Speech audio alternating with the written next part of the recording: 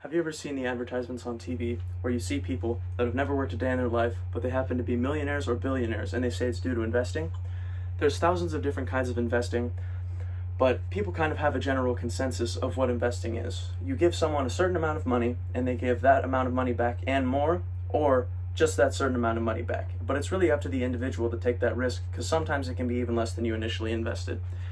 The differentiating factors of investment are risk factors. One of the most popular kinds of investing is stocks, but stocks can be very overbearing, kind of intimidating, and there's so many different aspects of them that it's kind of overwhelming to just think about how they work and see all the bells and whistles. But today I'm not here to bore you about stocks. Today I want to talk to you about the safer and better investment method of bonds. Bonds are similar to that of a loan, but rather in a loan, it's between a bank and an investor, usually a single individual and a bank, and that's not tradable. As where a bond is an investment between an investor and a company, or sometimes even the government, and that investment is tradable and has many different kind of characteristics in a bond, and that's what I'm here to tell you about today. So first, I'm going to help to give you a general understanding of what a bond is. Next, I'm going to tell you why people invest in bonds and kind of the advantages and some of the disadvantages of bonds, and why certain people invest in it, certain people don't invest in it, and just if it's the right kind of investment for you. And if not that, then just to get to know a little bit more about it. Finally, I will leave you to your devices to go and see if a bond is the kind of investment that you would like to invest in. Investments aren't really for everybody, but this is just one that kind of particularly resonates with me because of the risk factors. It just seems a lot simpler, and there's a lot more givens. Rather than in the stock market with all the volatility and differences, with bonds, it's just a little bit less and kind of a more certain thing. So, a bond is a loan given to a company or the government by an investor, and that is usually to cover up for a deficit. So like a treasury loan from the US, they're making up for deficits in the treasury, so it's basically you giving them a loan and them giving you that return back. So according to Investopedia, which was written on April 10, 2020, the three most important things when it comes to a bond, the first one is face value, which is basically how much the bond costs, how much you need to give to get the bond, and it eventually becomes what you're going to get back on the maturity date. So say the bond is $5,000, $5,000 is the face value. The second thing is maturity. Maturity is the end of that bond, so at the end date of the maturity, you get the entire principal back, and it depends on how long the bond is and how much you get back from the kind of time it takes to go into it. So the maturity date is very commonly like 30 years or longer times, but there is bonds that have a lower and shorter time period. Bonds that are about a year or less are usually referred to as notes.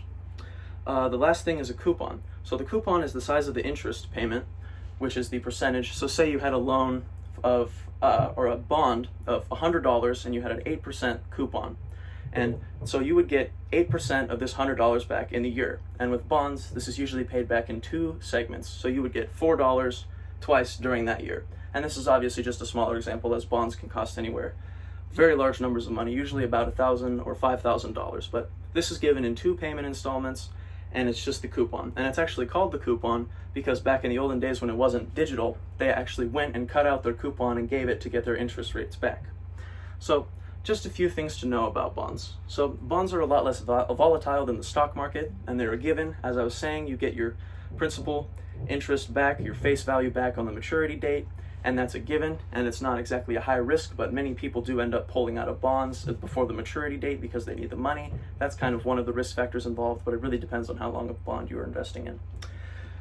It is less volatile than stocks, but it tends to take longer and have a lower return rate, which is just one of the things that kind of comes with the fact that it takes longer and it has more certainty, so it's kind of lower risk, lower reward.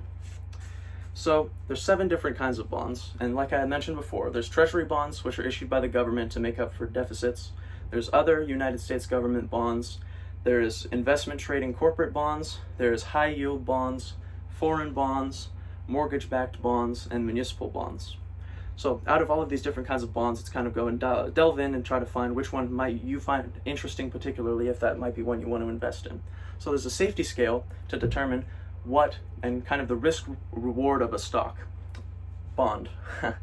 So in bonds, the safety scale starts at AAA, which is the lowest risk and very certain, and then the scale goes down to AA, which is low risk, and then a single A, which is still low risk, and then it goes to triple B, which is medium risk, and then the double B, and the B is considered high risk junk, and then there's triple C, double C, and single C, which is considered high risk junk, and then D, which is junk that's rated in default. So D is a very high risk, and it's the lowest you can get on the scale.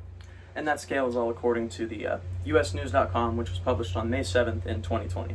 So the significance and why people kind of invest in bonds is it is a lot more predictable. The volatility is not as high as the stock market, which is one of the other largest things people invest in.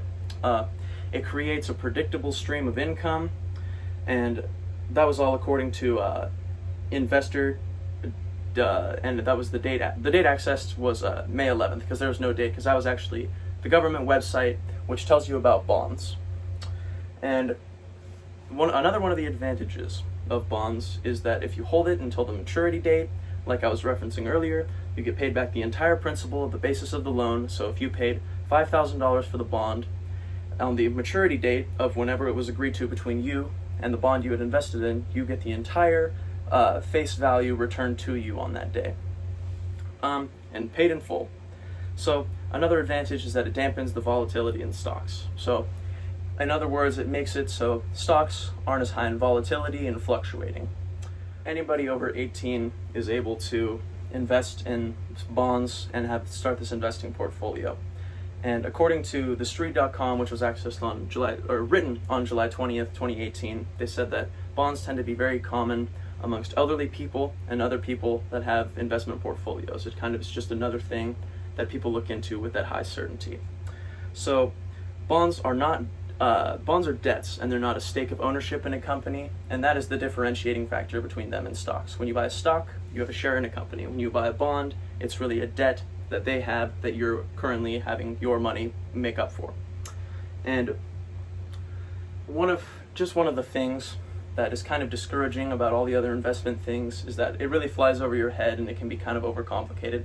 And you see people that have a lot of success, but it's high risk, high reward, and it can be very intimidating. But bonds, on the other hand, are very conspicuous, concise, straightforward, a given, and just a lot more certain than things like investing in stocks. So it's a loan given to the government or a company by an investor.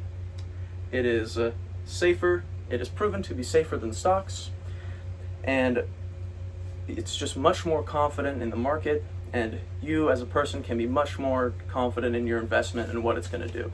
So overall, I hope I've taught you enough about bonds so that you have either gotten an understanding or kind of developed an interest for some kind of investing portfolio.